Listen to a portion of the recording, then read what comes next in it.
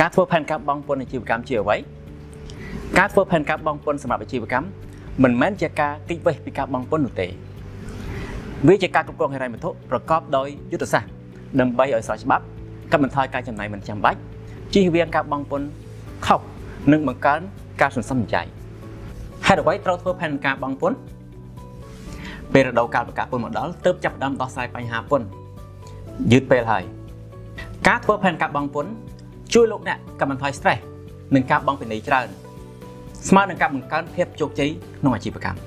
អត្ថប្រយោជន៍នៃការធ្វើផែនការបង់ពន្ធអាជីវកម្មមានអ្វីខ្លះ 1. សន្សំប្រាក់បានច្រើនជាងមុនស្របច្បាប់ 2. កាត់បន្ថយការចំណាយមិនចាំបាច់ 3. ជៀសវាងការពិន័យចិត្តប្រាក់ចំនួនច្រើន 4. បង្កើនការសម្រេចចិត្តលើហិរញ្ញវត្ថុបានលឿននិងបានត្រឹមត្រូវ 5. មានទំនុកចិត្តនិងដឹងថាអាជីវកម្មស្របច្បាប់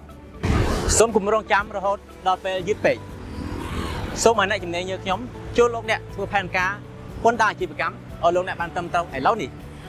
សូមតំណែងមកកាន់ Making it easy ដើម្បីទទួលបានការពិគ្រោះយោបល់30នាទីឥតគិតថ្លៃ